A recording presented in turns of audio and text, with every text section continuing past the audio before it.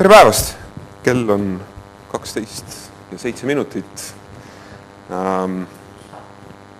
Tundub, et homoabielude teema on palju huvitavam kui abstraktne sallivus üldisemalt. Aga ma loodan, et me kõik oleme natukene rikkamad inimesed tunni ja 22 minuti pärast. Mina olen Alari Rammo, keerulise nimega Vabaühenduste Liidust EMSL ja olen siin täna ilmselt sellepärast, et üks kuulsam inimene ei saanud osaleda. Tegelikult on minu töö täna, vähemalt ma ise valisin sellise rolli teha kõik endast olenev, et me rääkiksime siin võimalikult vähe homodest. Neist saab seal seina taga rääkida. Lihtne see ei saa olema, sest nagu te siin erilehtedest nägite, me oleme selle arutelu juba ära pidanud, see oli päris košmaarne. Et homod on selline vähemuste vapiloom Eestis, et ükskõik kellest sa rääkima hakka, sa jõuad ikka nende homodeni lõpuks välja.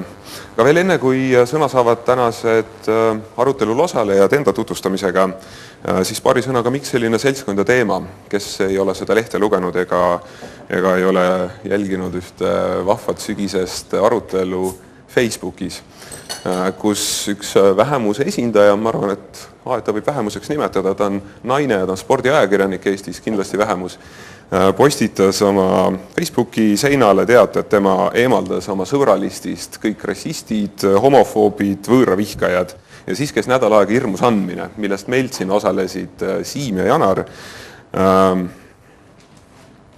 Peamiselt osalesidki seal ajakirjanikud, kujunes selline ma ei tea, mis subkultuuri see debatt oli, aga igatahes kolleegid ja sõbrad hirmsasti õiendasid üksteisega, kui palju keda peaks sallima ja kes on nats ja kes ei ole.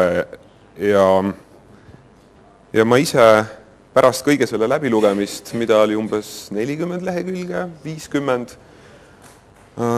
täitsa mitusada kommentaari, mida Eestis on palju, kartsin ikka hirmsasti seda tänast. Et mulle tundub, et nendel teemadel on võimatu Eestis debatti pidada, mida ka enne Siim Nestor rääkis, et minu meelest ta viitas, et meil ei käi tegelikult veel mingit arutelu või me ei suuda seda arutelu pidadagi. Täna me otsime vastust siin osaliselt sellele küsimusele, et miks me ei suuda arutelu pidada, miks me jaguneme kohe mingitesse kompromissitutesse vastasleeridesse, kui me hakkame vähegi emotsionaalsematel teemadel Eestis rääkima. Aga me üritame siin täna. Palun tõlgilt ette vabandust sellest, mis võib juhtuma hakata, loodetavasti ei juhtu. Mikrofonid on ükshaaval sees, ehk siis internet ja tõlgini ei jõua see, kui teie mikrofon sees ei ole, aga te ikkagi räägite. Teeme kava järjekorras, iga tänane osaleja saab ise ennast tutvustada, muidu pärast ma ütlen midagi kohatut jälle kellegi kohta, mida aeg-ajalt juhtub.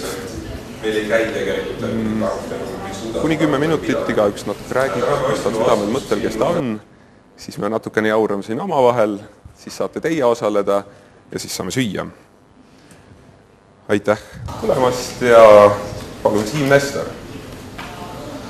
Tere, minu nimi on Siim Nestor, töötan Eesti Ekspressis, ma olen põhimõtteliselt muusika ajakirjanik ja siis osalesin selles vaidluses seal Facebookis, millest ma saan aru, et on see Paneel inspireeritud. Ja üks küsimus, kui minu poole pöörduti, et ma siin diskussioonis osaleksin, siis üks küsimus, mis mulle ette pandi, et millele ma võiksin vastuse anda, oli see, et miks mina kui enamuse esindaja tunnen üldse, et peaksin vähemuste eest sõna võtma või midagi sellist. Ja see on lihtsalt positsioneerimise küsimus, et mulle meeldib väga muusika ja ma arvan, et selles suhtes olen ma enamuse liige. Samas mulle meeldib väga palju sellist muusikat, mis on enamuse jaoks täiesti vastuvõetamatu ja ilge, mis teeb must jälle vähemuse. Eestlasena olen ma enamuses siin Eesti Vabariigi piirides, aga planeedil Maa teiste rahvastega võrreldes ei ole ma enamuses, ma olen vähemuses, mis justkui nagu näiteks, et minu sõnal on teistsugune kaal või teistsugune tähendus. Või et heteroseksuaalina olen ma enamus, aga samas nagu oma suhtumises homoseksuaalidesse tundub, et nagu vähemus. Et seda siis nagu ümber paigutada võib iga inimene ennast vastavalt teemale, vastavalt küsimusele ja seeläbi minu arust muutub see täiesti tarbetuks enda nagu gruppi panemine selle järgi, kas sa oled enamuses või vähemuses. Ja kui me nagu kõik need piirid maha lihviks barjäärid enamuse ja vähemuse vahel, et ühel pool barrikaadi, teisel pool, siis ma arvan, et on seda diskussiooni võimalik pidada küll, vähemalt seda diskussiooni nagu jahutada, et teravusi maha võtta ja nagu mittemõistmisi samuti kaotada. Et see on põhimõtteliselt sama jutt, mis ma saan aru, et on selle suure ürituse üks sõnumeid, et me kõik oleme suur enamus inimesed, kelle hulgas on erinevate iseloomudega rühmad. Võime pikalt rääkida, aga eks pärast puhul. Aitäh! Ma toda vist ei maininud, et miks võib olla selline natuke eklektiline seltskond, et kui alles Siim ja Janar tulid sealt Facebooki arutelust, põhimõtteliselt kõik tänased osalejad, hulk eestlasi ja üks britt on lihtsalt võtnud nende teemadelt sõna. Ja teine oluline kriteerium on, et enamik inimesi vähemalt teadaolevalt esindab enamust. Ja kuna see tundus Eestis natuke selline vähetavaline, et need tavaliselt, kes ju ajavad seda pede asja, ikka ise peded, et seetõttu tundus huvitav võtta need heteroseksuaalid suuresti kokku ja nendega arutada, kuna sügisel just enamus hakkaski rohkem sõna võtma. Ütleks siis nii palju, et kui ma neid sõna võtnud nendel teemadel, siis ma nagu ise ei mõtle selle peale, kas mul on enamuse liige või vähemuse liige. Teised kusagil mõtlevad ja siis kutsuvad sind. Jah, see on nagu pigem nagu selle järgi tuleb suu lahti teha, kui sa kohtad midagi, mis on rumal või midagi, mis tundub ebaõiglane. Aitäh Siimule ja tere kõigile. Enda teiste kaitsmiseni jõuame loodetavasti diskussiooni käigus teiste, et umbes suuruselt paar tusinat inimest on minu käest viimastel nädalatel küsinud, miks ma olen homosõdade veteran. Mitte nimelt sellepärast, et see oleks, mida ta muidugi on, lustlik väljakutsuv sõnastus või nimetus meie, ühine nimetus meie. Vaid pigem sellepärast, et suur osa neist küsijatest teavad mind kui rahumeelselt ja sallivat tolerantset inimest. Ja mis ma olen osanud neile vastata, ega suurt ei ole, et loodetavasti tänase päeva lõpuks on isegi targem. Välja arvatud siis see viide juba nimetatud, korduvalt nimetatud Facebooki tulisel diskussioonil. Meenub üks lugu ühelt meie Eesti Ekspressi ühisürituselt, labrakant või joomingud, firma midagi keegi nimetab. Oli see arvatavasti 9 aastat tagasi, kui ma olin väljaandis töötanud pool aastat. Siis üks, kui igasugused inimestevahelised liidid barjääridega ületatud, suhtumisbarjäärid, siis küsis üks hea kolleeg, ma arvan, üks intelligentsemaid tüüpi, kes on ühtsest kunagi töötanud. Küsis mu käest, et Janar, kui ütled ausalt, kas sa oled homo? Küsisin, miks ta küsib, ta vastas, et ta ei ole see pool aastat, mis oli koos töötanud, et ta ei ole kunagi näinud kedagi, kes oleks nii salliv, nii tolerantne, nii hästi suhtlus neisse teemadesse, mis siis puudutab näiteks seksuaalvähemus. See pani mind mulle meelde, kui meid siia üritusele kutsuti ja eelkõige tuli see hea kolleeg mulle meelde siis, kui kui nüüd varsti juba aasta saab, eks ole, homosõda seal Facebookis käis ja umbes jällegi suurusjärgus paar tosinat inimest mind või minuga sarnaseid seisukohti avaldanud inimesi ikkagi homofoobideks, natslikult meelestatuteks või diskrimineerijateks nimetasid. Kui nüüd mõtlema, et vaevalt, et ma ise suhtumises neisse küsimustesse muutunud olen. Küllap muutunud on maailm ümberringi ja noh, mis suunas ta muutunud on ises küsimus. Igatahes see ärritas mind teadmates piisavalt, et ma suur rõõmuga kutsesin täna osaleda vastu. Mis mul on hea meel selle üle, et Alari on korduvalt öelnud, et märksõna homo võiks võimalikult vähe kasutada. Räägiks nähtustest laiemalt, sallivusest laiemalt. Ma vastan nagu 9 aastat tagasi kolleegile, et homo ma ei ole, aga mul ei ole ühegi homo vastu kunagi midagi olnud või ma olen millestki valvesti just sellel soov ja seksuaalse määramise tunnusel. Küll aga julgen ennast pidada sallimatuks, mis puudutab valetamist, ebaõiglust, mida see ilmselt mainis, ja rumalust, isegi kuidas rumalust mõõta, see on kõige keeruline.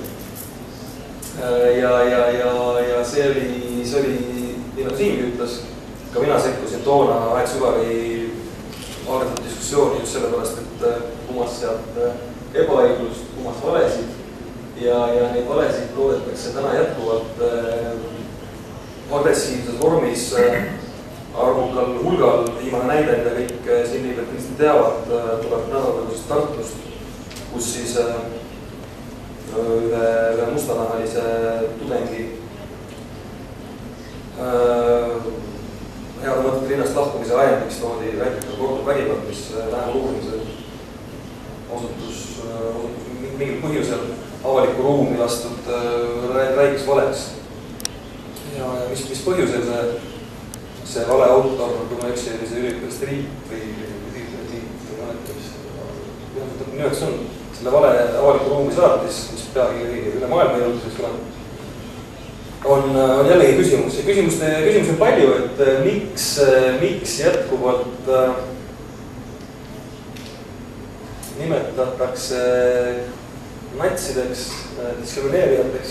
Need on, ütleme, õiguslikud kriminaalsele tegevusele viitavad hinnangud, homofoobideks, mis on meditsiiniline hinnang, neid, kes ei jaga teatud grupi pürgimusi, veendumusi. Miks on saanud neist, kes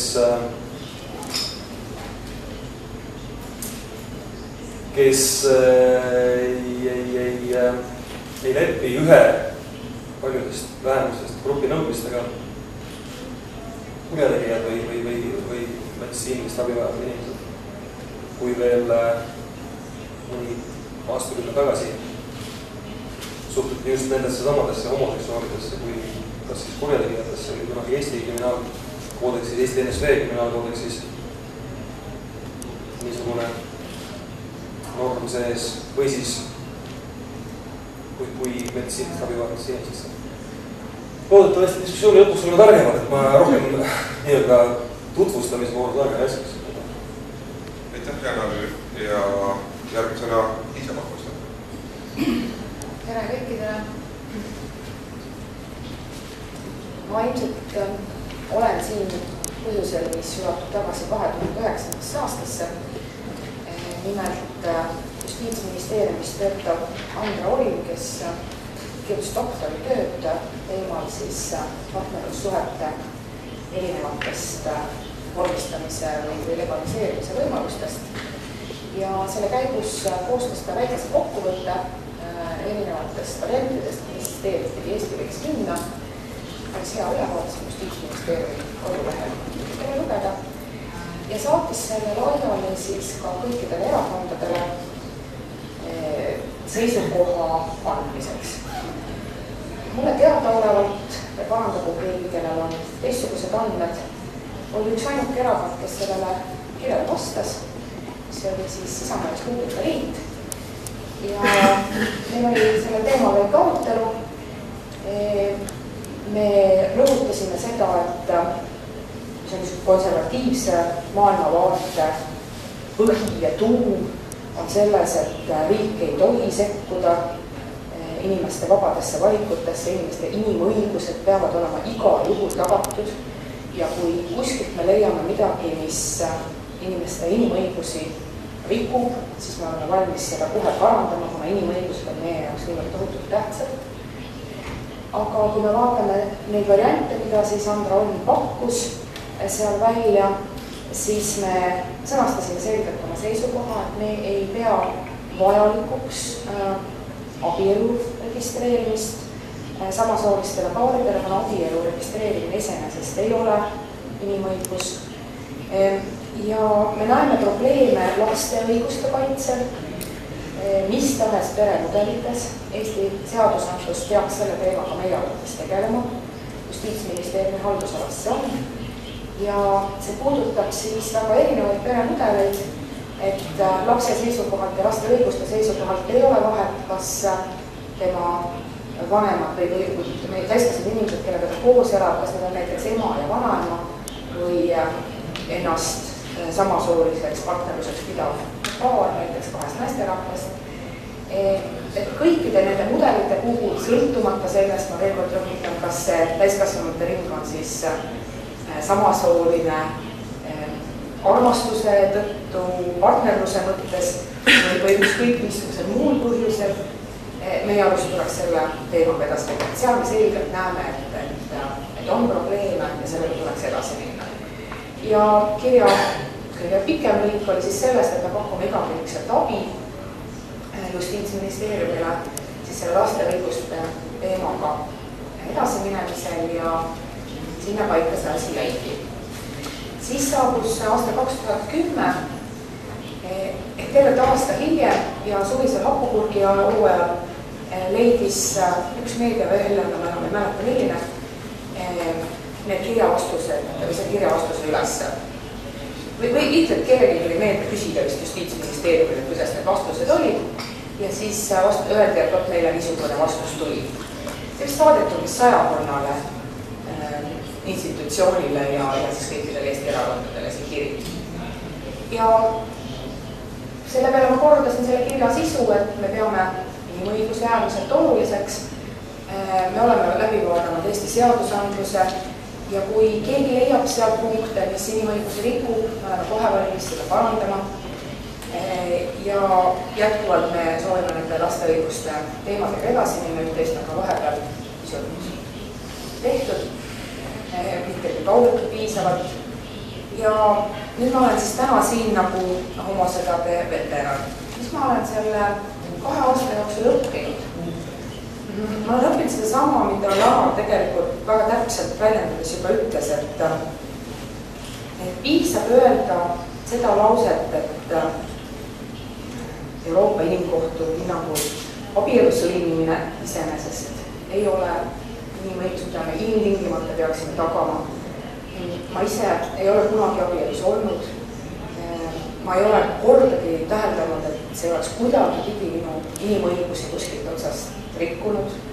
Ma ei ole leidnud üles neid kohtasid. Me oleme leidnud välisteenistuse seaduses on üks säte, mis põhimõtteliselt rikub. Ja välisteenistuse seadus läheb nüüd ka parandamisele. Ja seal hulgas ka sedama punkt.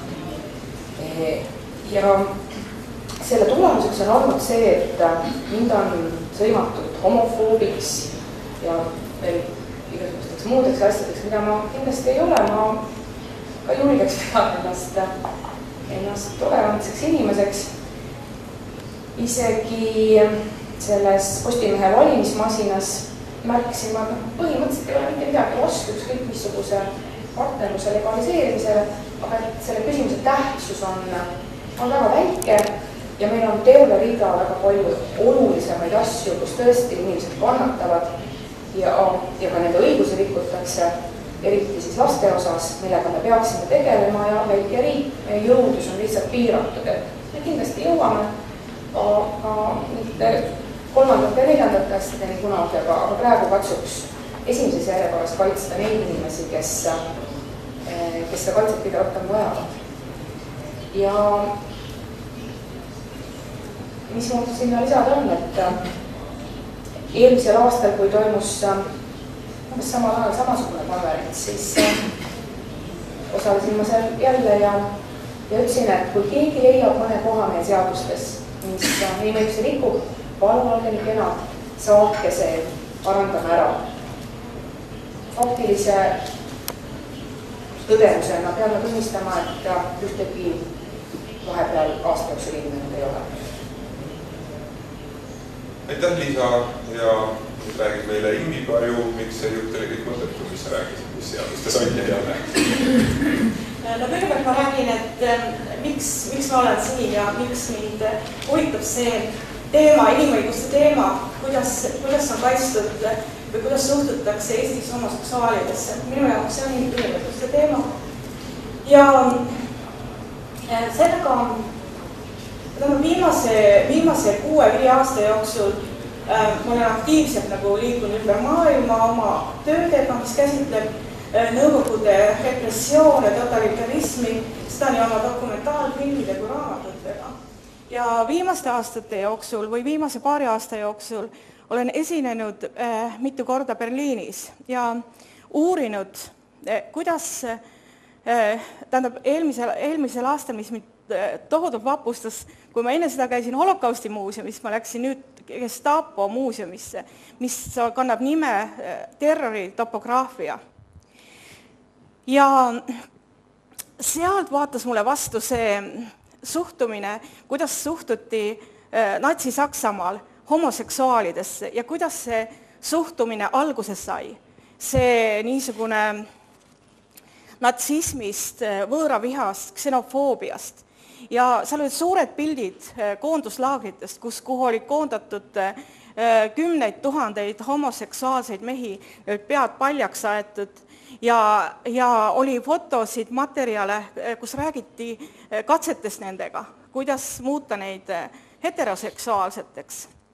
Ja samal ajal on nüüd mõnegi aasta jooksul ja viimaste aasta jooksul eriti homoseksuaalsuse teema meie ühiskonnas väga tugevalt esil olnud. Ja mina kirjutasin pärast, ma arvan, see oli pärast Berliinis käimist või kusagil, ma käisin igal juhul tulles Eestisse tagasi, minu arvates see, mis ajalehtedest vastu vaatas, see oli homofoobne, ma kasutan seda väljendit, see oli vihale õhutav ja ma kirjutasin artikli Postimehes homofoobiaga loova ühiskonna vastu. Ja ma tuginesin Richard Florida uurimusele loovast majandusest, kus ta toob esile selle, et mida sallivam ühiskond, mida külalislahkem, seda loovavam ta on.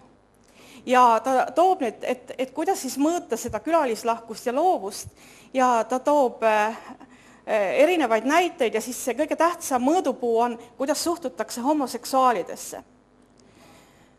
Ja sellest lähtudes ma kirjutasin oma loo, sest ma tõesti sooviksin, et Eestisse tuleksid andekad inimesed ja Eesti oleks loov, aga see tõesti mis minu väärtushinnangutega vastu läheb, näiteks täna hommikul ma tulin Helsingist, siis ma vaatasin lehti seal kuskil ajalehe kioski juures ja näiteks siin oli Eha Rünne homolehte sattumisest nõme värk. Tähendab, minu jaoks siit algab juba stigmatiseerimine. Tähendab, me võime öelda ju niimoodi, et meil on kõigil oma õigus ja minul on oma õigus ja ma võin öelda, mis sülg suhu toob. Aga millisest väärtustest me siis lähtume? Ja kui Nõukogude ajal ma õppisin muusikat ja töötasin ka Vanemuise teatris ja ma toon teile sellise näite, mis ma Nõukogude aja näite. Teatris oli päris palju homoseksuaalse taustaga inimesi, eriti tantsijate hulgas. Ja aeg-ajalt oli ikka kuulda, kuidas KGB käis neid taga ajamas, neid šantaseeriti, püüti saada, et nad hakkaksid koostööd KGB-ga. Ja nüüd viimasel ajal, kui ma olen istunud arhiivides ja tõesti tegelenud nii-öelda nende represseerimisküsimustega, on mulle ka vastu tulnud või inimesed on mulle rääkinud, mis juhtus eestlastega, mis juhtus Eestis, Nõukogude Eestis veel 80ndatel aastatel, kuidas psühhiaatri ja KGB kasutasid või homoseksuaalide vastu mitmeid mitte inimõigustega kaasa käivad nagu meetmeid, neid pandi psühhoneuroloogia haiglasse, topiti täis igasuguseid ravimeid ja nii edasi ja nii edasi. Et tegelikult need inimesed, kes seda toime panid, need on ka täna meie hulgas. Olen kuulnud, üks inimene näiteks on poliitikas, et tegelikult meie suhtumised tulevad ka kusagilt, need on kusagilt pärit. Ja ma arvan niimoodi, et ma olen ise tähele pannud, et mida rohkem, et ka kosmopoliitsus võib siin aidata, mida rohkem me liigume, mida rohkem me suhtleme, mida rohkem me kuulame teisi, siis seda, sest ma lähtun sellest, et inimese põhiolemus või inimesel on nagu empaatia kõik korras. Et mida rohkem me maailma vaatame, seda rohkem me mõistame võib-olla ka neid inimrühmi, keda me nii-öelda alaväärseks peame. Aga näiteks niisugused, näiteks ma mõtlen, kas või ema seisukohas, et näiteks kui mul oleks laps, mu laps oleks homoseksuaalne ja kui ma loeks kõiki neid artikleid, mis Eesti ajakirjandus välja pakub, siis ma ei tea kas mul oleks oskusi näiteks, kuidas oma last aidata. Tähendab, minu arvates see, ma ei räägi seadustest, seadused on üks asi, Nõukogude kriminaalkoodeksis oli ka palju, kui hakkad lugema neid tekste, mis seal oli, aga teine asi on see, kuidas see toimib.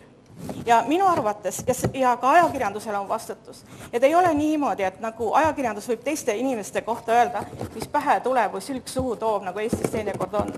Aga ta loob ka väärtusi.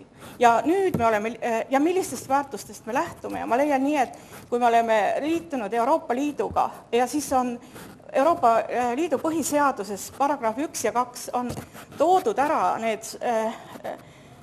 just need vähemuste, kuidas suhtuda vähemustesse, sallivus, solidaarsus. Et meil peab olema ju mingisugune väärtuskoodeks, kuidas me seda oma elu siin loome ja ümbritseme. Nii et sellepärast olen mina siin ja minu arvates Eestis on palju ksenofoobiat ja viha õhutavat materjali ja see tuleb minule eelkõige vastu ajakirjandusest.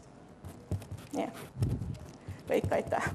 Aitäh Imbile ja viimasena meie kallis külaline Suurbritannia kõige värvilisemast linnast. Please. Hello. Firstly, apologize to you that I don't speak Estonian. But only Estonians speak Estonian, so there we go. Secondly, I'd like to say that being on a panel called Veterans of the Gay Struggle makes me feel about 95 years old. But on the other hand, I have been involved in this struggle, this battle, since I was a student, and that was in 1975. So it's almost been 4 decades now that I've been involved in fighting these various battles. And in 1989, we did a particular thing in Britain. We started an organization called Stonewall, and it was named after the famous riots that happened in New York on the night that Judy Garland died, when the drag queens finally turned on the police and no longer put up with the kind of harassment they've had and said, right, enough is enough, and there was a kind of riot. And that became, as many of you will know, a sort of key moment in gay history, in a sense, the moment perhaps that symbolizes the change from us being victims to us being activists. But we started Stonewall for a very particular reason. It came out of a particular circumstance, which was a piece of legislation proposed by the then Conservative government, which really was a way of using lesbians and gays to beat left-wing councils, in a way. Left-wing councils had become quite progressive, although looking back on it, some of the things they did were quite embarrassing. But they thought they were being progressive in trying to advance the visibility of lesbians and gays. And the Conservative government adopted a private members' bill, a small bill, and made it government legislation. It was known as Section 28, because it was Section 28 of a bigger bill. And it was designed to prohibit the promotion of homosexuality as a pretended family relationship.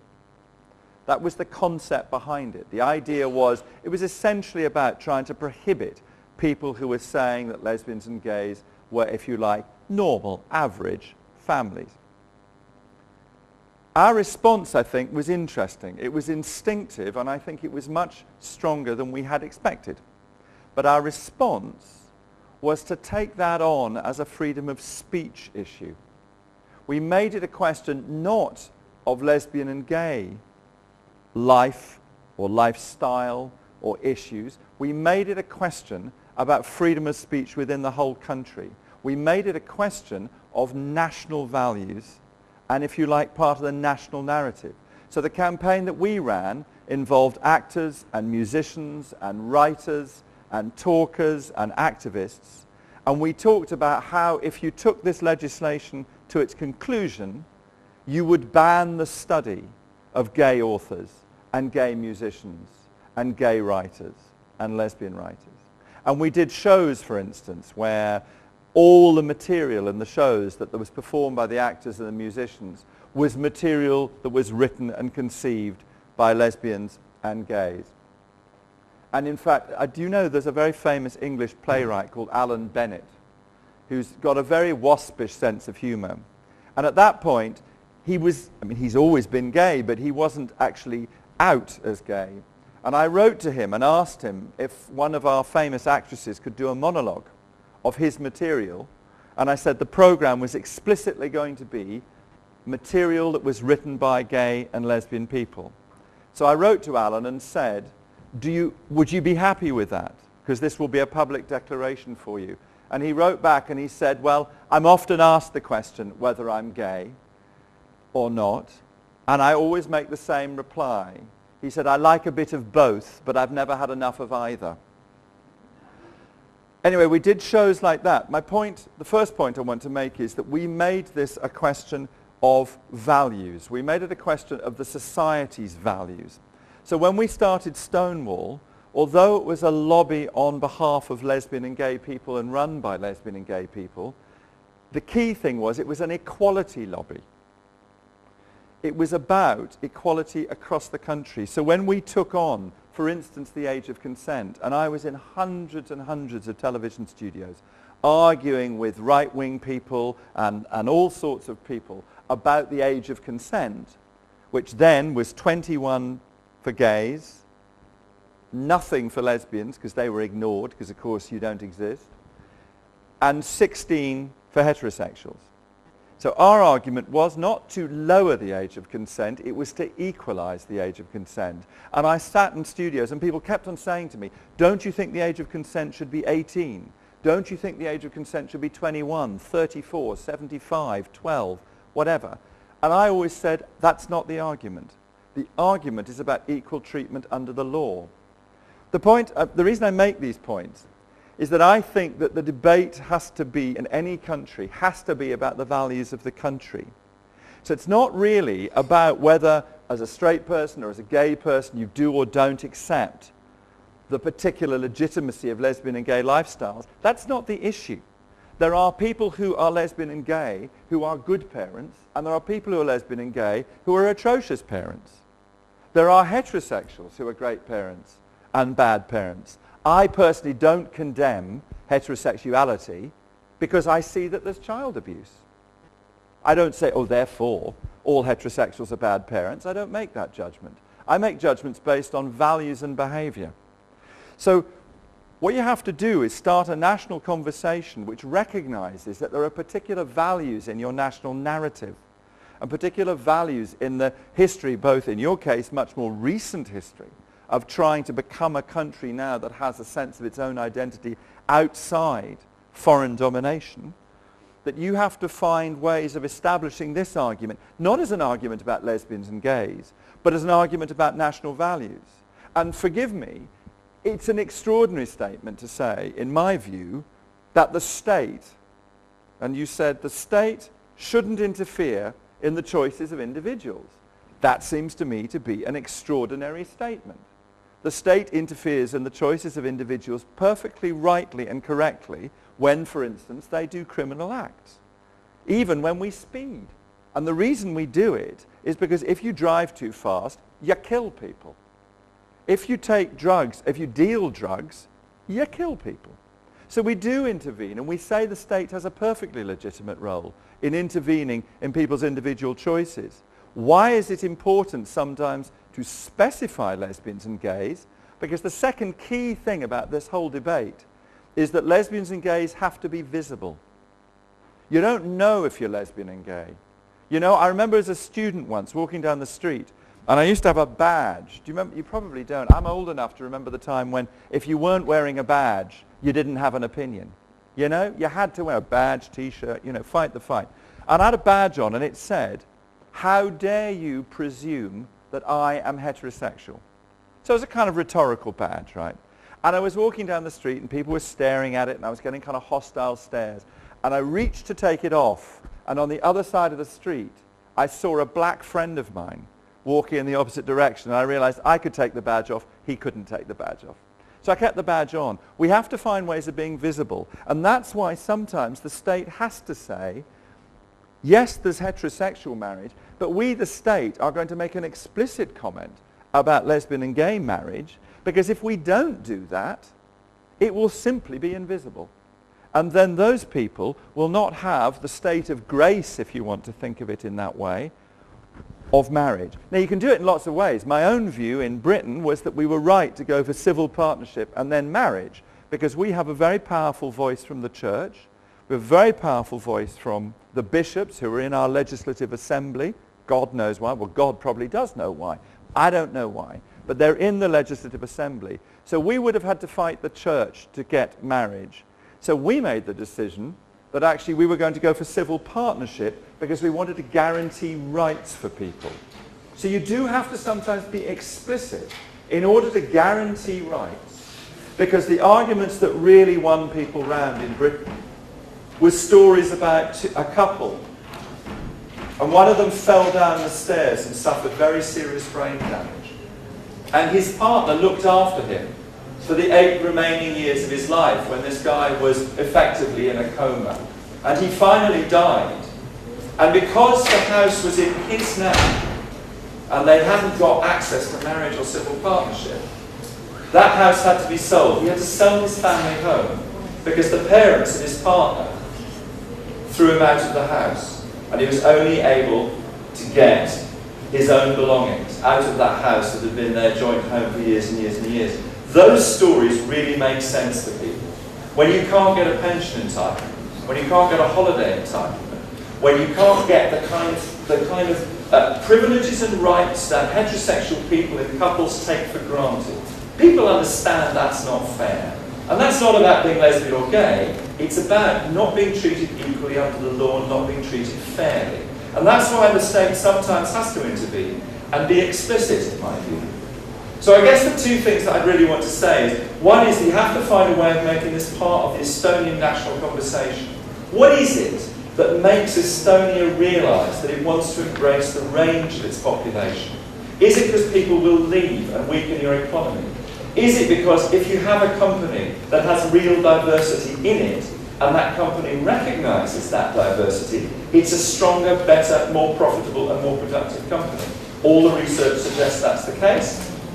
Estonia needs to embrace that and grow its economy. Lesbians and gays are part of that diversity. There's an argument that flows there. So what are the key arguments that make this an argument not about lesbian and gay rights, but about Estonia? That's the first point. The second thing is, how do you make lesbians and gays visible as citizens so that people see us as average, contributing, equal citizens? And the third thing really is that I think that legislation does play a role in certain cases. And you just counting in the newspaper here, I counted up in your parliament, which is 101 seats, there are 40 MPs who are opposed to gay marriage, and there are 61 MPs who are either in favour or don't know. You have a majority.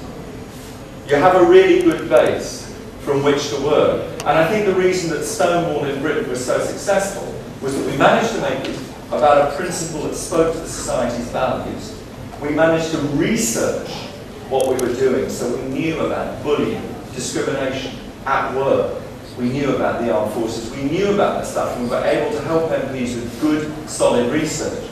And the third thing was that we knew our MPs and we were able to understand what would help them to create legislation.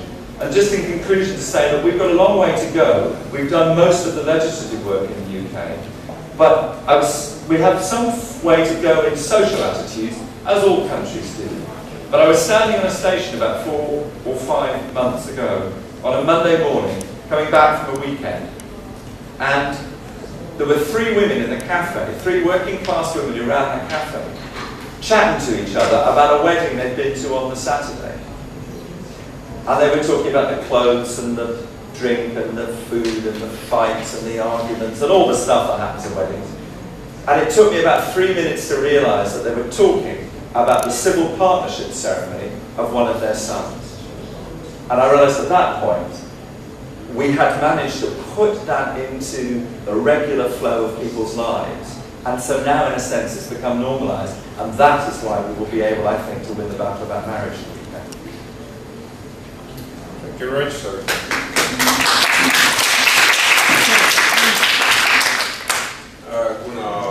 Kuna Simon näitas Liisale punast rätikut, mainides peresid ja lapsi, siis Liisal on juba 3 tundi püsti. Ma tänan selle sõnavõtu eest, selle on väga lihtne vastata. Ja see illustreerib suurepäraselt seda, mida Janar enne välja tõi, et ma ei saa ka aru, kust see tuleb, et niisugust valeväidetega üritatakse kogu aeg diskussiooni üleval hoida. Ja see on väga raske diskuteerida tõesti, kui rünnaku aluseks, esiteks suhtumine ründab, ja teiseks, kui siis sealdab juba valeväiteid. Eestis on võimalik täiesti seaduslikult sõlmida heteroseksuaalne abielu mehe ja naise vahel, võtta varalahususe printsiip ja sellisel juhul, kui üks abikaasa on hooldanud teist abikaasat 8 aastat, aga maja kuulub sellele, keda ta on hooldanud, ja kui see inimene sureb, siis läheb see sõltumata kõikidest sõlmitud abieludest selle surnud inimese sugulastele või lastele.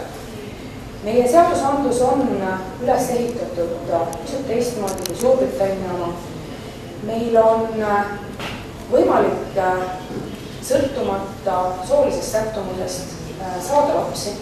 Me oleme riik, kes maksab kinni kõik kulutused laste saamisel.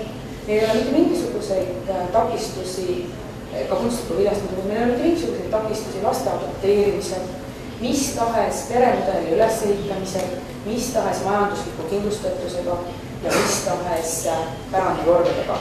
Abielu ei erine mitte ühelgi moel Eestis sellest õiguslikust kindlusest, mida saada on võimalik vastupidi isegi. Teatud juhtudel sõltuvalt abieluvara lepingu tüübist võib olla partneri majanduslik ja sotsiaalne kindlustatus oluliselt väiksem kui siis, abielu poleks sõlmitud. Lapse sünni puhul, mis mulle isiklikult tundub ka täiesti kummaline, aga lapse sünnihetkel peavad tema vanemad märkima, kas nad soovivad rakendada isikuhooldust või mitte. Ehk on võimalik ka abielus paari märkida, et üks partneritest ei soovi lapse puhul, ta loobub isikuhooldusest. Me oleme väga liberaalne riik. Kui ma vaatan neid riike, see ei ole tegelikult minu teema, aga ma olen olnud sunnitud seda vaatama. Ma vaatan läbi neid seadusandlusi, siis mis puudutab, need on väga erinevates riikides reguleeritud, väga vähe on neid riike, kus siis abielu on täpselt samasugune nagu heteroseksuaalsetel paaridel, ikka oleme selles teemas ka praegu, aga ka sellistel puhkudel, mis puudutab isikute varalisi, sotsiaalseid, mis tahes muid õigusi, ma olen ikka selle positsiooni juurde. Katsun üles leida Eestis need kohad, kus inimeste õigused ei ole piisavalt hästi kaitstud ja me parandame neid. Ma olen absoluutselt nõus kõige sellega, mida rääkis Imbi, et jah, loomulikult meil on taaka see aasta, kui Suurbritannias kaotati seadusesäte, mis homoseksuaalsust pidas kriminaalkuriteoks, ja see aasta, mis jõudis Eestis, on suhteliselt suur ajaline vahe. Ja me kannatame võib-olla selle all rohkem kui Suurbritannia. aga mis puudutab inimeste õigusi ja nende realiseerimist, siis ja partnerlussuhteid, siis on meil tegelikult seaduse tasemel väga hästi. Põhimõtteliselt jah, võlaõigusseadus on meil nii paks, et sellega saab täna ennast edukalt kaitsta. Imbi Paju järgmisel. Siin räägitakse öelda, et ma tõin küll näiteid Berliinist ja kusagil mujalt, aga kui me räägime oma rahvuslikust narratiivist, siis nõukogude ajal suruti peale see niisugune ettekujutus, et Eesti oli enne sõda diktatuuririik ja nüüd on meil ka niisugusi suhtumisi, me oleme ise süüdi oma okupatsioonis, me ei hakanud Nõukogude Liidule vastu ja nii edasi. Aga sellist narratiivist on jäänud välja üks oluline asi, mis minu jaoks on väga tähtis ja millest me võiks eeskuju võtta. Selle, kui Eesti riik loodi 1918, siis minu arvates selle riigi loomise üks ilusaim tekst on manifest Eestimaa rahvastele. Ja seal on ära loetletud need rahvad. Eestlased, venelased, rootslased, juudid, sakslased ja teised rahvad. Näiteks kui ma võrdlen Soomega, kus me oleme sõpradega rääkinud, kus 200 aastat tagasi, kui hakati rahvuslikku identiteeti looma, oli see üks keel ja üks meel, on nagu see tugev ja see annab praegu ka tunda, et nüüd, kui niisugused äärmusparempoolsed või niisugused populistid ürivad võimule, kuidas neid niisugusi asju kasutatakse ühiskonnas ka nii, et see teeb vähemused ebakindlaks. Näiteks, ma toon ühe näite, näiteks mu sõbranna, kes kirjutab praegu Soome-Rootsi kirjandusajalugu, tal on niisugune tunne, jälgides seda niisugust avalikku või seda diskussiooni, et Soome-Rootsi vähemusel ei ole nagu mingit tulevikku. Soomes nad peaksid võib-olla Rootsi ära minema, juhul kui need populistid pääsevad võimule ja selline viha õhutamine jätkub. Aga see, mis ma tahan öelda, et tõesti need vähemuste õigused on kirjutati meie ajalukku sisse 1918. Ja veel teine asi, jälle kui ma võtlen Berliiniga, kui 1933. aastal Hitler tuli võimule, siis ja üleüldse Euroopas ikka mööda hakkas levima antisemitism ja nii, siis Eestis kriminaliseeriti 33 antisemitism kui kodurahu rikkuv ideoloogia. Ja 1933. aastal avati Tartu Ülikoolis juudi keele ja kultuuriteaduskond, mis on haruldane, jälle millest võiksime, mis on nagu sallivuse või empaatia seisukohast ääretult oluline meie, kui me otsime nüüd oma identiteeti ja väärtusi. Ja veel kolmas asi, Eestis vabariigis ei olnud homoseksuaalsus kriminaliseeritud. See kriminaliseeriti koos Nõukogude okupatsiooniga. Nii et tegelikult meie väikses riigis oli kindlasti palju probleeme ja oli meil see vaikiv ajastus, kus kontrolliti avalikku arvamust, aga need niisugused tähtsad asjad 30. aastatel, suhtumine juudidesse, suhtumine seksuaalsete vähemustesse, suhtumine üldse vähemustesse, et siin on nagu meil päris hea põhi, mille üle me võiksime uhked olla ja mida me peaks nagu edasi hakkama nagu viima, sest meil võivad olla seadused korras, aga nende seaduse ümber me vajame, et me peame ehitama selle psühholoogia ja selle, et inimesed tunneksid siin elus, et ma näen praegugi, vaatan inimeste nägusid, teatagi filmitegijana, vaatan, kuidas keegi reageerib. Inimeste nägudest on näha, kes muutub kurvaks, kes raputab pead edasi, et tegelikult see, mis ma tahaksin, et see on suurepärane seminar, mis me täna siin on. Et pärast seda seminari me tahaks kõik kuidagi paremad ja sallivamad olla, et see on osa sellest protsessist, mida me nüüd sellest sallivuse protsessist me vähemalt loodan nii. Et meil on nagu hea taust ja praegusel juhul ka me kasutame oma sõnavabadust nagu hästi, ma loodan. Mulle natukene tahaks kuidagi naeruvääristatus juttu, et see kõlab nagu Ivan Orava lugemine, et see pätsuaeg, küll see ilus ja kõik teavad, et paljud inimesed tahaks, see pätsuaeg oligi ilus, aga tegelikult see oli nii palju halba ja nagunii see oli kõik 70 aastat tagasi. Praegu meil oli siin see okupatsioon vahel, on kõik piirid kinni, et meil tegelikult, mis sellest ka head oli, nagu väga midagi peale hakata, et täna hoopis teised inimesed sõidavad internetis üksteist. Kui me oma eelmist vestlusringi pidasime, siis suur osa me rääkisime üldse netikommentaarides, kuidas need välistavad igasuguse debati ja sallivuse, teevad seda keerulisemaks, et kuidagi mulle nagu tundub, et selle teadmisega, see on ilus, aga sellega pole täna midagi peale. Mis meil võib olla seal kusagil keemides on? Tähendab, siis see räägib sellest, et sa ei väärtusta oma lugu, oma rahvuslikku narratiivi. Ma ei tea, kuidas siin saalis inimestele mõjus, ma ei tea, kas nad teadsid kõik neid lugusid, kuidas meil oli siis, kui oma riiki lõime. Need tekstid on ju kõik olemas, manifestid ja nii edasi.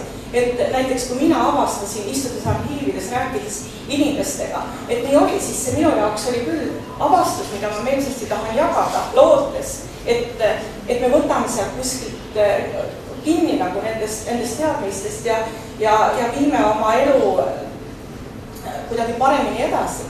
Ei, selles mõttes ma ei saa kindlasti öelda, et ma ei väärtusta.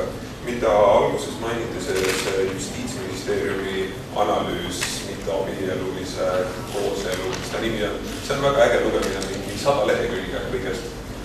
Seal saab lugeda Rooma riigini välja, kuidas on peremudelid, igasugused asjad kujunenud, et seda tasub kindlasti lisaks lugeda.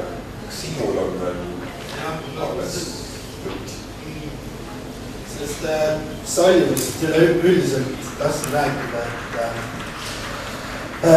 palju öeldakse, just Liisa ütles, et Eesti riigis on kõik korras, et ükski seadus meil ei ahista siin mitte kedagi, ei ahista homoseksuaale, ei diskrimineeri.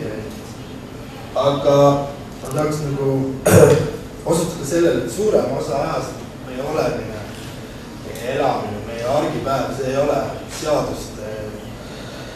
seaduste vahel laveerimine, me ei mõtle seaduste peale, nende asjade peale. Et diskrimineerivad ei ole ainult seadused või ainult need inimeste elu, et märksa mujal toimub märksa rohkem seda, kus diskrimineerib mitte. Mul on heterona on ju raske ette kujutada, kuidas homoseksuaalid Eestis, kus kõik korras, ennast tunnevad, aga üks moodus võib olla, mil viisil võib seda ette kujutada, on see, et iga hetero, näiteks ka Janar, et sa võiksid ette kujutada, et sa oled jõudnud arusaamisele, et sa oled homoseksuaalne. Ja siis kujuta ette seda, et sa pead seda tunnistama oma sõpradele, oma tuttavatele, töökaaslastele, vanematele, abikaasale, lastele ja ennekõike muidugi ka endale. Sellele nagu vastamisi praegu peale, ma arvan, et iga inimene saab nagu oma südames või sisemuses nagu sellest aru, mida see tunnistamine on tähendab, kui raske ja kui kerge see võib olla.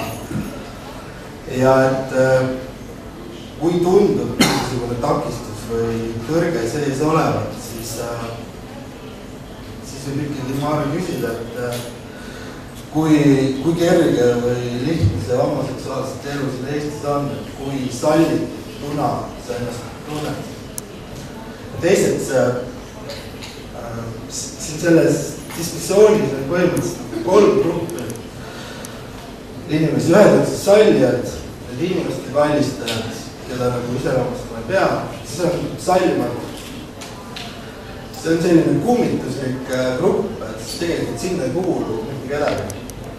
See on nii marginaliseeritud, kuigi justkui ei ole oluline ja tähtis grupp, et ei ole mitte kedagi, kes ütleb, et ma olen homofoob. Ei ole mitte kedagi, kes ütleb, et ta on rassist ja nii edasi. Nad alustavad.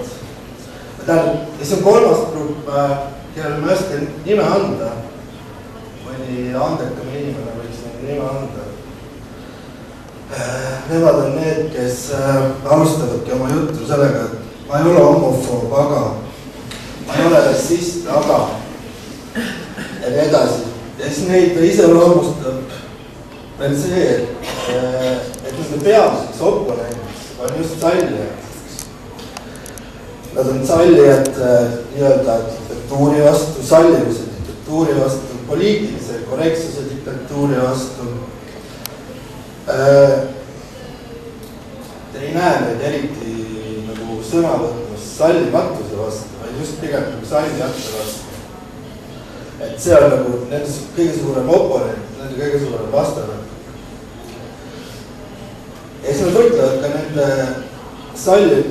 nende inimesed, kes ei ole sallivad, nende õigustes nagu pigem. Ja siis tegelikult tahaks küsida, et kui homoseksuaalidel ei ole nagu Eestis elul häda midagi, siis mis viga või häda on sallimatute elul Eestis, et kuidas neid ahistatakse ja et mida me saaksime teha või kuidas saaksime käituda, et sallimatud ennast kergemini ja paremini tunneks. Ma ei tea, mida teha, kus meil on see tulem ennast ahistada. Peame olema standard inimesed, siis on nagu väga turvaline. Ja Janar ongi üks nendest jah-aga tüübidest, kes oli vastane siin. Siim mainis siin ja ma hea meelega võtan jutudesse üle. Siim, nagu ennist ütles, ka on muusikajakirjanik ja seetõttu, et oma tööd hästi teha, peab lähtuma küllaltki palju, orienteeruma küllaltki hästi emotsioonide skaalal. Mina olen nii-öelda krimiajakirjanik ja pean lähtuma faktidest ja tõenditest. Ja seetõttu on üks minu ja Siimu tänaseks juba põlistatud debati põhilisi teineteisest möödarääkimisi või samale üksmeelele jõudmist võimatuks tegevaid momente see, et Siim räägib, nagu ta just ennist ütles, et kuskil mujal toimub palju diskrimineerimist ja mina väidan vastu, et ei ole fakte, et Eestis homoseksuaali jääks tööta sellepärast, et ta on homoseksuaal, et homoseksuaal saaks peksa sellepärast, et ta on homoseksuaal ja et kellelegi öeldaks midagi tõeliselt sekkumist vajavat just sellepärast, et ta on homoseksuaal. Mis puudutab sallivust kui sellist, see on tegelikult nii lai mõiste, et seda on väga lihtne kuritarvitada. Põhimõtteliselt on võimalik sallida kõike, samas on võimalik mitte sallida midagi väga konkreetset ja juba sa oledki sallima, eks ole. Ma toon mõne näite. Väga palju on kinni lapsepõlves. Meil tekivad sõbrad esimestes klassides, eks ole, näiteks lasteaias oli tihti lugu sõbrad elust ajaks. Inimese seksuaalne kujunemine, väljakujunemine võtab nii-öelda enam-vähem lõpliku vormi oluliselt hiljem kui esimeses teises klassis rääkimata lastest. Kui meie lapsepõlves sõber kuskil nii seksuaalse väljakujunemise eas, võtame selle näite, kuskil on see nii 15–35, mis iganes, lapsepõlve sõbrad ammu enne seda osutub homoseksuaaliks. Selge see, et vähegi kultuurne inimene või vähegi südamega inimene seda sõpra sellepärast ei hülga. Toon näite enda töömailt.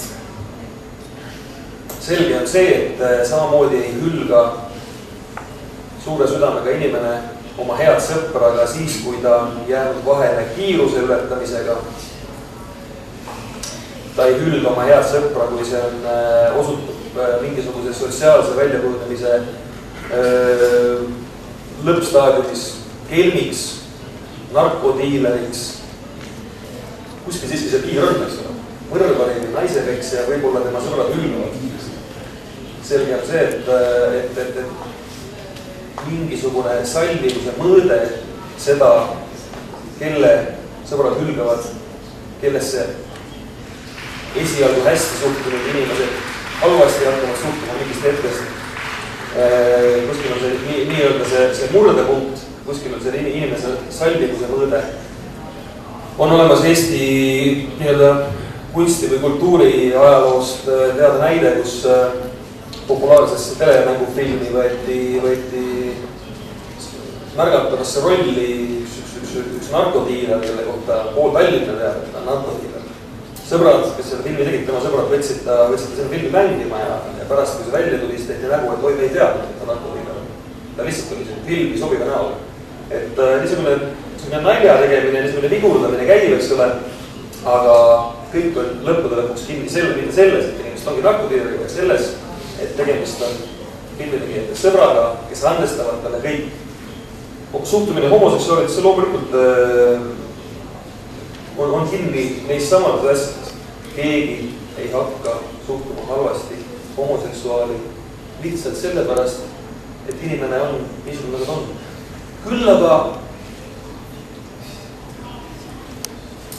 Küll aga tuleb ette, et suhtutakse halvasti, kriitiliselt, agressiivselt nendesse, nagu Siim ütles, kallistajatesse, kes ei piirdu kallistamisega, vaid võtavad mängu igasugused loosungid ja väited. No armastuse sõjas on kõik lubatud ja kui teisalt, kas sõnavabadus on ka vabadus valetada? Kui me siin toome jällegi püüan tuua näite, et oleks aru saada. Kõige meil on sõpru, kellel oleme näiteks, kes on Tallinnas, eks ole, näiteks. Kõige meil on sõpru Tartus. Kujutage nüüd ette või tuttavaid. Kujutage nüüd ette, et teie tuttav Tartust hakkab teile helistama iga päev. Ja helistab ja sõltumata kellaajast ja ütleb, et sa ei tohi mind peksta ainult sellepärast, et ma elan Tartus. Polnud plaaniski ütled seda. Polnud plaaniski ütled selle nädala pärast. Või päevast tuleb 3-4 kõnet, mille ainus mõte on või sõnum, et sa ei tohi mind peksta, sest ma olen Tartus. Siis mingil hetkel, võib-olla teisel kuul hakkad sa ütlema, et kuule, aitab jamast. Võib-olla kuskil 5-6 kuul hakkad sa mõtlema, et tulebki peksa. Kaua võim. Ja mine tea, võib-olla aasta aega möödas, siis sa annadki talle peksa. See on nüüd näide sellest, mis on võib-olla probleemi tuum.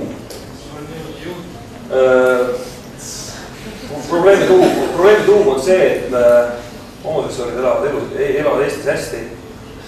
Nende julgeolek on tagatud. Nende füüsilise väärkohtlemise juhtumid ei eksisteeri. Ja asja teevad tabaraks nõndanimetatud aktivistid, kes rakendavad ohjeldamatult valeväiteid.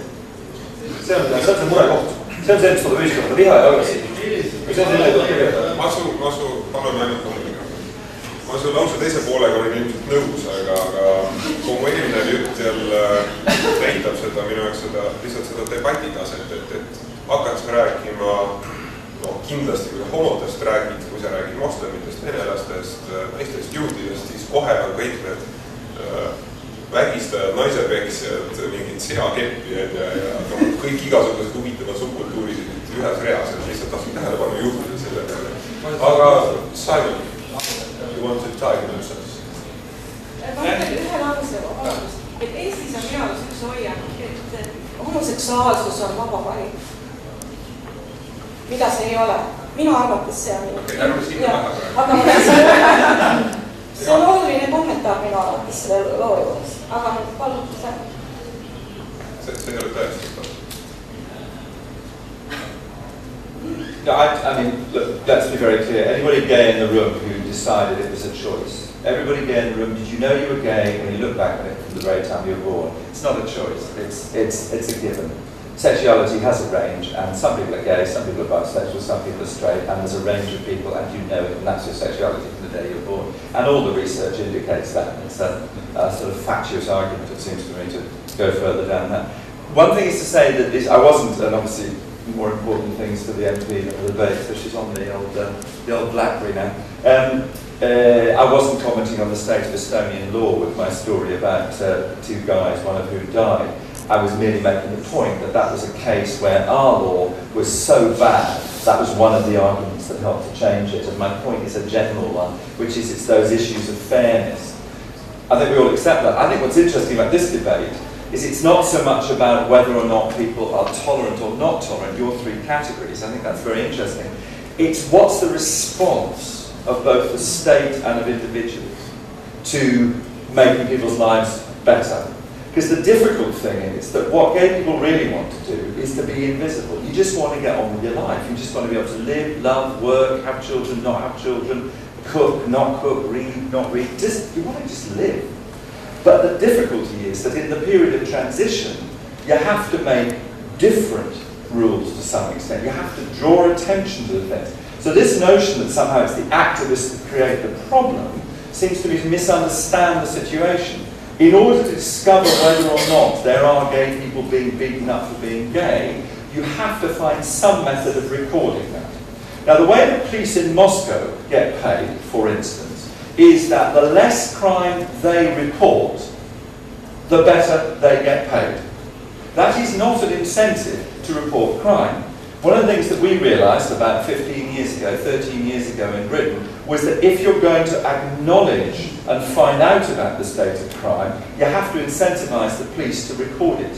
Which means the first thing that happens, and it's difficult for politicians, this I do acknowledge, crime rates go up. But you begin to see the real picture. So the difficulty, I think, with the whole thing about activists and the rest of society is that you have to draw attention to things that are invisible unless you draw attention to them. And until you've drawn attention to them, you can't tackle them. And so what happens is, as you were saying, if you don't think they're there, everybody just glides along thinking it's all fine. So our difficult task is both to draw attention to stuff and then try and integrate the response to that into a response for everybody. No one wants to be harassed or beaten up for who they are. Whether you're Catholic, Jewish, gay, straight, black, white, disabled, non-disabled, no one wants to be attacked just for who they are. So that is the way you generalise the principle. But in order to get to that position, you're in a transition. And the transition requires you to draw attention to stuff and sort out some of those difficult kind of tensions that arise from that. Ma tahaks tulla tagasi, võib-olla lubab omale veel 2 monoloogi, mida me debatiks kutsume ja siis räägime natukene saaliga ka. Et tagasi kusagile nende meie väärtuste probleemi juurde. Eks oleme, mulle tundub, et mingisugused õigused, vähemuste õigused, et see võiks olla kuidagi sellised põhiõigused või demokraatia osa, mida me kutsume nüüd, et see on mingisugune importjama nagu mingi plastpassist asi, mis Hiinast tuleb meie jaoks, see tuleb Euroopa Liidust, et meie jaoks ei ole nagu põhiõigused, et pigem see läheb vastuollu hoopis mingite meie väärtustega, et me peame oma kaitsma oma rahvust ja kultuuri ja teatud arusaami ja põhimõtteliselt me peame kõige eest ennast kaitsma, et ainult kaitsmisega me peamegi tegelema, et kas miski, mida saab säilitada vaid sõjaga, on see üldse elujõuline? Mida me kaitseme Eestis? Nende vähemuste ja igasuguste võõraste eest? Kas seda mõtet kaitsta? Kuidas seda kaitsta? Mida me kaitseme? Ja kui me seda ainult sõjaga teha saame, et kas ta oleks üldse...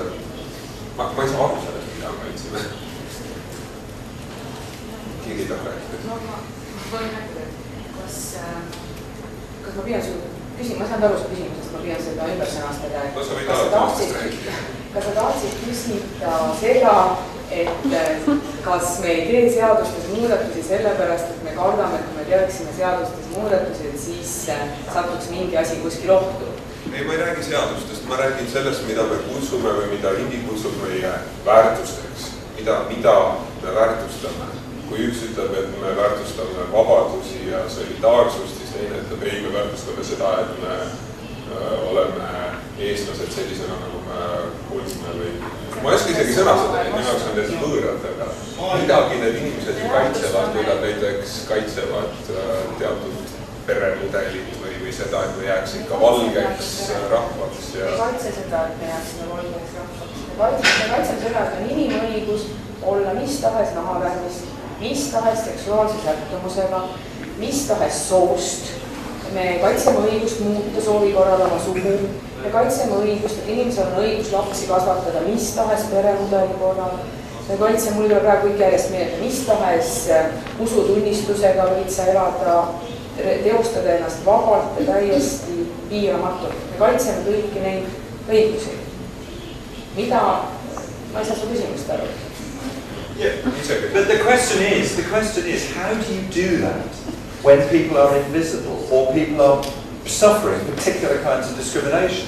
When you say, let's protect everybody, actually, you don't necessarily protect the invisible and the very vulnerable unless you make them explicit. So that's the question about how the state does it, and there's a transition here. That's the position you want to get to, but the argument is about what is the role of the state and law and then culture in getting to that point. Because otherwise it's just a sort of wonderful expression, but it's sort of meaningless if you don't actually make explicit the route towards it. Ma veel kord kordan üle, et sama on 2 aastat eest on juba korranud. Jah, ma olen nõus, võib olla mingeid asju, mis on nähtamatud. Palun tulge keegi ja öelge, see on jäänud nähtamatuks, parandame selle ära. Me teeme seda. Mina ei... Võib-olla Liisa, see Eestis põhimõtteliselt on abielus perekonnad ja mitte abielus perekonnad täpselt ühesugused võimalused kõikide asjade, sotsiaaltoetuste kogu riigi valgusulatuses. Ja veel?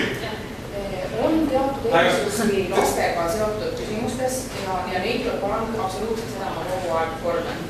Need erisused ei sõltu sellest, kas need täiskasvanud, kellega laps koos elab, milline on nende seksuaalne orientatsioon. Kas selle abi ja toe saamiseks peavad riigi silmis abiellunud ja vaba abielus koos elavad inimesed, et saada täpselt samasugused õigused? Kas nad peavad astuma selleks erinevaid samme? Vastus on selline, et see sõltub sellest, mismoodi nad on oma kooselu registreerinud. Ma veel kord kordan, on võimalik olla abielus. Kas sellest, kui on nagu jutt juba selles, et ühel pool tekib üks õigus ja kohustus abiellumise või siis kooselamise registreerimise või vormistamise juures ja teises kohas teissugune, kas see ei ole juba diskrimineerimine? Meie erinevuste, pean silmas siin lihtsalt sind, kes sa ei ole abielus ja mind, kes ma olen abielus. Kas see ei ole praegu diskrimineerimine, mida tehakse sinu suhtes? Palun ära vasta, Liisa, sa võid... Mul on õigus vastata küsimusele, mis mulle esitati. Mul on õigus keelata vastata küsimusele, mis mulle esitati. Sa võid telesarja. See, kuidas laste õigused on kaitstud, sõltub nendest lepingutest, mida täiskasvanud on teinud. Näiteks on võimalik, ma ei saa selles mõttes ühest vastust anda, näiteks on võimalik, et on abielus paar, kes on pärandanud kogu oma vara mitte oma bioloogilistele lastele. On võimalik, et on olemas abielus paar, kus üks lapsevanematest on loobunud isikuõiguse realiseerimisest. On võimalik, et on olemas abielus paar, kes on võtnud ühise selle hooldusõiguse, kuid pärandanud vara kellelegi teisele kui oma bioloogiline. See variatsioonide hulk on lõputu. Ma ei saa anda ühesugust vastust, et abielus, mitte abielus paarides laste õigust on võrdselt koheldud, sest see sõltub sellest, kuidas need täiskasvanud on otsustanud oma suhteid lastega reguleerida ja see omakorda ei sõltu sellest, kas need paarid on abielus või nad ei ole abielus. Mis puudutab sotsiaaltoetuste saamisi, siis eesmärk on absoluutselt selge, et sõltumata sellest peremudelist, milles laps elab, peab tal olema võrdselt tagatud ligipääs kõikidele sotsiaaltoetustele, kõikidele hüvedele, absoluutselt kõigele. Ja seal, ma veel kord kordan, on teatud takistusi, aga need jällegi ei sõltu sellest, milline on nende täiskasvanute seksuaalne sättumus, kellega ta koos elab. See kõlas ideaalselt, aga väga hästi teada, et üks tulisemaid kohtuasju on olnud Eestis just sellel teemal, kus sama erakonna esindaja ei olnud nõus määrama sotsiaaltoetusi. See oli sotsiaaldemokraatide esindaja, kes sellega nõus ei olnud. Meie erakonna seisukoht oli... Vallavanem oli seal teie erakond. Ei olnud, see oli sotsiaaldemokraatliku erakond Urve Palo, kes selle kohtusse andis. Meie erakonna seisukoht on olnud, et absoluutselt kõikidest peremudelites peab olema... Tegelikult pikem kommentaar on ju selles osas, et kui meil on nii erinevad kohustused ja võimalused selle osas, lihtsalt siin jääb kõlama nagu väide, et Eestis on seadustega selles mõttes kõik korras ja et kõik on võrdsel tasandil. Ma tean küll, et sellega argumenteeriti ja sellega te argumenteerisite siis selles samas kirjas, mida te viitada, eks ju. Aga tegelikult ju nii ei ole. Ühed omavad ühtesid õigusi ja teised omavad teisi õigusi. Rääkimata kolmandatest, eks ju, kus on siis samasoolised partneriteks, nendel on veel omaette kohustused, jah, juriidilised võimalused on justkui kõigil olemas, aga need on väga erinevad tasandid, väga erinevad astmed tuleb sellest läbi käia ja see tegelikult on kõik selline juriidiliselt on kõik korrektne jutt, aga tegelikult ei ole asjad nii, tegelikult on nii. Toomule üks näide. Kuulge, palun, lapsed, esimene räägivad ka, me ei taha siin ja seal kõik peab rääkida. Üks asi, mis ma tahan, ma ei tea, kas Heino lubab endast rääkida. Ma toon teile näite, kuna ma elan Soome ja Eesti vahel. Kui Soomes viimasel ajal on tõusnud ka poliitiliselt niisugune homofoobia kõneaineks, mis juhtus? Ajakirjandus asus rahvast kuidagimoodi harima, oli erinevaid saateid telekas, kus intervjueeriti homoseksuaale, räägiti nende elust, näidati neid positiivses valguses. Soomes on homoseksuaalsed abielud lubatud. Ja samas ka see, et inimesed näitasid oma solidaarsust homoseksuaalide suhtes, astudes kirikust välja. Kuna, seda võib-olla veel paremini, sa võib veel ka rääkida. Aga igal juhul, aga mis juhtus Heinoga? Heino, kellega ma olen tuttavaks saanud, mitte väga ammu, kes on kirikuõpetaja, kes on väga haritud, kes oskab väga palju keeli, kes oskab inimesi aidata, sõlmetud Usuteaduste Akadeemias hinge hoida, aga inimene lihtsalt löödi kirikust minema ja see, mis on Soome ja Eesti erinevus. Heino käib praktiliselt üksi. See solidaarsus ja see toetus, et sa ei ole üksi, et sa oled kaitstud. Et tähendab, ei ole paradiisi kuskil. Elades kahe riigi vahel olen saanud ka tunda ja Soomes või näiteks, et sa pole ikka õige ja pole õige soomlane. Aga alati leidub mingi suur rühm ja väga olulisi inimesi, kes kaitsevad sind. Ja see, mida ma tahaks, et Eesti ühiskonnas oleks, et need, kes on homoseksuaalsed, et nad tunneksid, et ükskõik, mis nendega juhtub, ükskõik, kas need diskrimineeritakse töö juures või et leidub inimesi, kes astuvad kaitseks välja. Et see on niisugune psühholoogiline asi, et meil see on meie nõukogude pärand, et vaata, et su endal oleks hea, aga ära topi ennast teiste asjadesse. Et ma väga palju mõtlen nende identiteetide üle.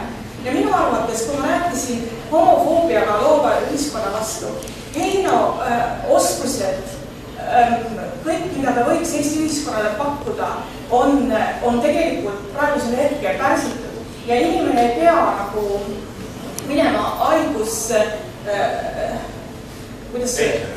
kuidas pensionile, tähendab sa, et sa hingeliselt nagu murtakse sind, et sa peab nagu, tähendab, sul on selline tunne, et sind ei ole vaja. Et siin ma tahan öelda, et ma olen väga õnnelik, et ma Heinoga tuttavaks saan kõik niisugused analüüsid, kus me räägime igas identiteedi ja väärtusteemad, et ma olen nagu väga palju enda jaoks isiklikult saanud ka oma filmi või raamatu tegemist, aga ma tahaksin terve Eesti ühiskond saab seda. Aga ma tean ka ajakirja. 5 minutit, sätelöödest keegi. Küsisin, et mida me siin kaitseme, mida me peaksime kaitsema. Üks asi, mida räägitakse, et me kaitsme siin on Eesti kultuuriruumis olevad euroopalikud ja kristlikud väärtused. Reeglina jõutakse sinnamaani, et neid on meil vaja kaitsta. 1,5 nädalat tagasi oli Maltal referendum, inimeste käest küsiti, kas abielu lahutust tuleks seaduslikult muuta või mitte. Väga katoliiklik riik. Ja kui ka Liisa siin räägib, et meil ei ole tihti, et meil ei ole vaja aega ja nagu jõudu raisata mingite seaduste muutmised, siis tegelikult on niimoodi, et ei ole valmis ei need kristlikud väärtused, ei ole ka valmis mitte kunagi seadused, mis inimeste vahelisi suhteid paika panevad. Et need ei ole midagi sellist, mis on kindla kaitse. Ma täiendaks kõigepealt Imbi näidet, kes ta tõi näiteks selle Heino nurga juhtumi. Mulle meenub umbes 6 aega tagasi oli siit üsna kaugel küll Kanadas selline juhtum, kus ühe spordiklubi mingi juhtiv peadirektor umbes, mingi hokiklubist ütles kuskil mingis kontekstis, et tema toetab heteroabielu, tema toetab traditsioonilist abielu. No, puhkes skandaal, ta oli sunnitud vabandama ühel hetkel, et ta seda välja ütles, traditsioonilist ehk õiget oli tema sõnastus. Loomulikult iga sellist väljaütlemist, kui on avalikult tegelane, kommenteeritakse. Ja kuskil Twitteris kommenteeris seda väljaütlemist ühe Toronto raadiojaama töötaja, raadioajakirjanik. Ütles selle peale, et mina toetan sellest Volklubi homo väljaütlemist. Selle lause eest sai ajakirjanik hinga, et ta justkui avaldas toetust inimesele, kes toetas traditsioonilist ehk õiget abielu. Kuigi pärast tuli jutt, et ta oleks nii kinga saanud, ta oligi nõme inimene ja kolleegid ei meeldinud juba ammu. Aga see on näide sellest, et juhtumid, mida tihti peetakse diskrimineerimis, võivad olla hoopis millestki muust tulnud. See puudutab ka Viimsi kurikuulsat kohtulugu, kus tegelikult nagu kohus tuvastas ja tegemist diskrimineerimisega, vaid lihtsalt sellega, et aastaid tagasi erinevatel aegadel välja töötatud bussisõidusoodustus ja koolitoidusoodustus seadsid toetuse aluseks erinevad eeldused, erinevad sõnastatud ja sealt tekkis arusaamatus. Ma tahan veel lõpetuseks öelda, et ma toetan härra Saimoni üleskutset ja ütlen siia juurde, et jää hakkab murduma ja liikuma siis, kui homod nii-öelda tulevad kapist välja, kui need inimesed, kes on paljud arvates nii-öelda arvatavasti homod, ja me teame, kui suurepäraseid inimesi kultuuri, meelelahutuse, ajakirjanduse, hariduse ja miks mitte ka seadusloome valdkonnast, kui suurepäraseid inimesi tulevad välja ja äri tulevad välja ja deklareerivad, et nad on homoseksuaalid, siis kaovad need viimsed, kuidas öelda, keskaja või nõukaja rudimendid suhtumises. Sest praegu oleme me nii või naa saavutanud taseme, kus, kui ma mitu korda olen öelnud, aitäh tunnustavate naerukahvatute eest, ei ole Eestis registreeritud vägivalla juhtumeid, mis oleks homoaktivistide retoorikale parem kui üks niisugune 8-aastane juhtum, ma loodan, et seda ei juhtu. Ometi, mis oleks retoorikale parem, täna on debatiks tasemele, kus inimene loeb kollase väljaande esikaanelt kontekstist välja räägitud tsitaati ja see just viitab sallimatusele, et meil on asjad väga hästi. Ma kardan, et äkki me kaotaks oma viimase rahvusliku identiteedi alusega, kui kapist tuleks välja, ma ei tea, Arvo Märt, Keri Korjus, Kaja Kallase, Kenter Jaani, et ma ei tea, see on kõik olemas. Homoseksuaal on heteroseksuaal. Selleks selgem oleks asi, võiks välja kapist tulla ka homofoob. Jah. See ei ole vastus, see ei ole vastus. See on see tüüpiline lähtumine. See ei ole vastus, kommenteerib. Midagi seas. Kell on täpselt pool, kes tahab sööma? Teisi. You just played with the mic there. Is this on? I don't think so. No, it's supposed to be on. See käsimikrist tuleb midagi läbi. Ei tule. I don't find anything here. Oh, right, there's a little button on the back there. Ilmselt tavaliselt ülitavad neile antud töötama mikrofoni välja ja siis läheb tehtud. Oh, sorry. Anyway, right. First off, I wanted to question just to get it out here so that I can keep it. Can you hear me now? Yes. Sure. This is translation of the The mic doesn't see the word chorus. Oh, thank you. This is better. No, you're first. Where's my voice? The mic goes into the person that's translating. Yeah. So that they can hear the translate. So if you speak in English, then... Right, first of all, question. There hasn't been any registered offenses where someone has been beaten up or abused for their sexuality. It's the old button. Well done. What? Anyway, but are these reasons actually being registered when someone leaves a complaint with the police, for instance? And then I'd like to say that the breaking point in an LGBT person's life is not the coming out process. Obviously, I can't speak for Estonia because I'm Swedish, but I can speak for Sweden. And what happens when you grow up, which of course I've done, is that when all your other male friends go around falling in love with the girls and talking about who has the biggest boobs, you don't. And that makes you isolated.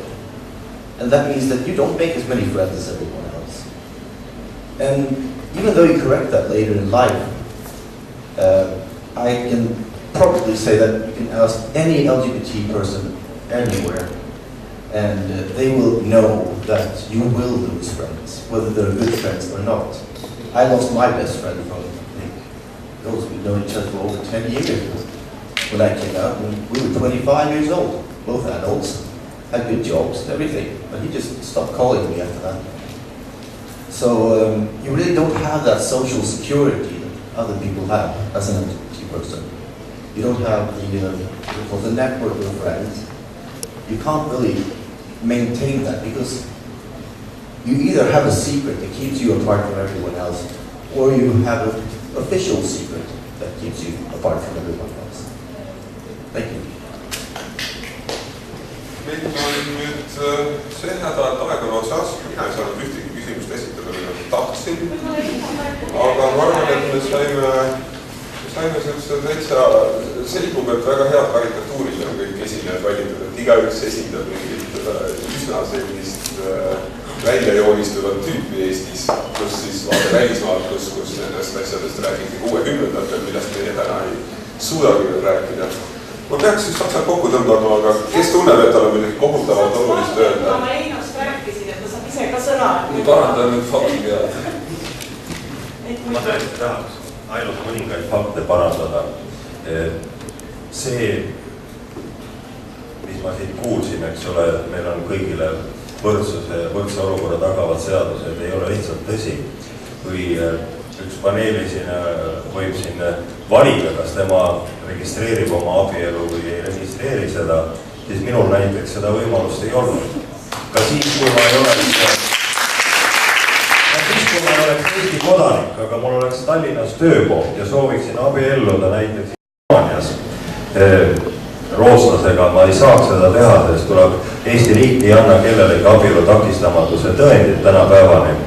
Ja mina seda ei saanud, ma tahtsin Soomes elava inimesega abielluda Rootsis, saada kiriklikult laulatatud ja see asi jäi ära. Ja lennukipiletid läksid tühja Šotimaalt, kes külalised tulid. Nii et ärme räägime siin võrdsusest. Teiseks ma tahan öelda, et niisugused küsimused nagu abielu ja paljud muud, eks ole, need on nagu au ja väärikuse küsimused rohkem kui lihtsalt praktilised asjad. Neid asju saab seaduste ja lepingutega korraldada, jah, aga mul tekib küsimus, miks mina pean maksma notaritasusid, kui teised saavad need lihtsalt niisama kätte.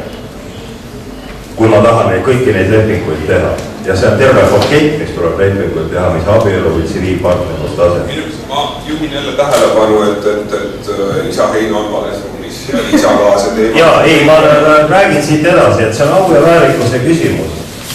Sedapidi, et kui seadused on sedavõrd erinevad ühe grupi suhtes ja siin antud juhul seksuaalvähemuste suhtes nad ei kaitse, siis see annab ruumi igasugusele demagoogiale, mida me ka täna siin paneelis oleme ohtralt kuulnud ja lihtsalt valeinformatsioonile, mida valeinformatsiooni levitajad ise on ohtralt edastanud täna. Ja kolmandaks see teeb väga haavatavaks, sest kui siin Janar Filippov ütleb, et ei ole registreeritud kuritegusid, siis miks ei ole registreeritud? Inimesed ei julge öelda seda, et nad on homoseksuaalsed.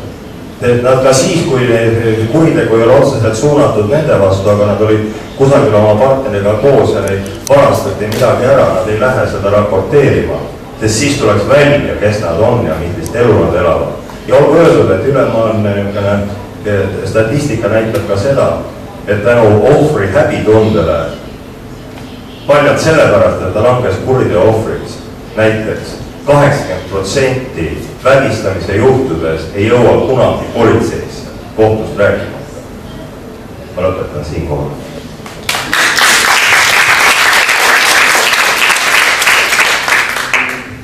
ütlen võib-olla sellised palun, ärge. Mind ennast, minu jaoks on natukene igav, kuna mina ei taha homoabielluda, et mul on natuke igav ka see üldse riigi, mis nüüd riik teeb, kes mida arvab nüüd sots enne valimisi, pärast valimisi või IRL enne valimisi, pärast valimisi. Minule läheb palju rohkem korda see, kui mu ema räägib mulle pisarad silmis, et tead, Jürin on 2 lesbit. Milline häbi kogu linnale. Kui mu paremaid sõpru ei julge mulle aastaid öelda, et tema on homoseksuaalne, kui töökaaslastele ei julgeta rääkida, see, kuidas suhtub, kuidas suhtub rahvas ja kuidas suhtuvad inimesed, kes meil lähedal on, et see, kuidas riik suhtub, see minu arvast peaks pärast seda tulema, see on isiklik arvamus. Anybody? Ja selle ümber me kujutame selle elu ja tegelikult see, mis Eina ütles, et Einal oli õigus öelda, sest tegelikult ma tean küll, et Liisa rääkis küll ilusat juttu, aga Einal oli õigus nendes asjades ja ilus oleks ka oma ääle nagu esile, et kuidas tegelikult praktiliselt asjad on. Janar veel kiiresti. Ma tahan öelda suurepärase härra Rootsist, eks ole, et suurepärase kommentaari täienduseks kaastunne, mis puudutab teie sõpru, ju ei olnud head sõbrad. Sõpru kaotada on üldiselt lihtne. On täiesti võimalik kaotada sõbrad olukorras, kus sul sünnib laps, kellel on raske puue, kelle ravimisele, kelle kasvatamisele, kelle eest hoolitsemisele, pead sa pühendama kogu oma aja. Ja siis sõbrad, kes ei ole head sõbrad, kaovad su ümbert ära. Seal konverentsi üks kokkuvõtsude eesmärk oli ka rääkida puuetega inimestest. Proportsioon on ilmselt ise puuetega inimestest me rääkinud. See oli arvab. Ühesõnaga sõpradest ilmajäämiseks on miljonid võimalusi head sõbrad ega unagi. Ja kas Saimil on veel äkki mõni lõpsane final remarks? Ma tahan ka lõpsõnaks. Kõik tahavad lõpsõnaks. Only that I think that the debate for me is not about whether you believe in equality. It seems to me that people are saying that what they want is a fair society. The debate is not about whether or not they want bullying or they want discrimination. It seems to me that all the conversation I've heard over the 2 days I've been here is that people want a tolerant society. The debate seems to me about how you get there.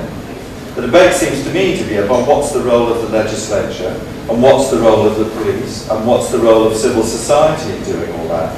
And the difficulty is that when you're in transition, I repeat, when you're in transition, you have to draw attention to things for a period of time in order not to draw attention to them.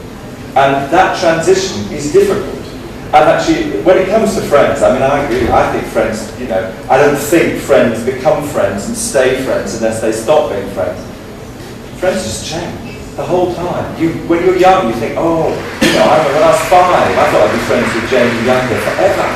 I don't know where he is now. His dad had the best cake shop in Edinburgh, but I still don't see him now. I mean, friends change. So, look, it's about how you get to a tolerant society, and the way you do it, it seems to me, is you build civil society, you build engines in civil society that enable you to make visible the invisible and then recognise the problems. And one of the MPs talked earlier on, he talked about the country talking honestly with itself. And I think that's really interesting. I think in Britain we had a real myth about what a fair country we were and how just and decent we were. Actually, we just don't like talking about lots of things. So we don't admit when we're racist. It's your people. It's the people who say I'm not intolerant, but we just don't like to talk about it. So I think we took some time to dig those problems and are taking some time to dig those problems out of the undergrowth. And it seems to me that's the way you progress, is by being honest about them, identifying the crimes when they're homophobic, and then solving them. And that's an endless battle. And it's not just about gay people. It's about racism, but all sorts of things. Ma saan jubedalt tahku korraldada, et kui ma kohe püsti ei tõuse, nii et ma ei ole. Thank you all, aitäh kõigile.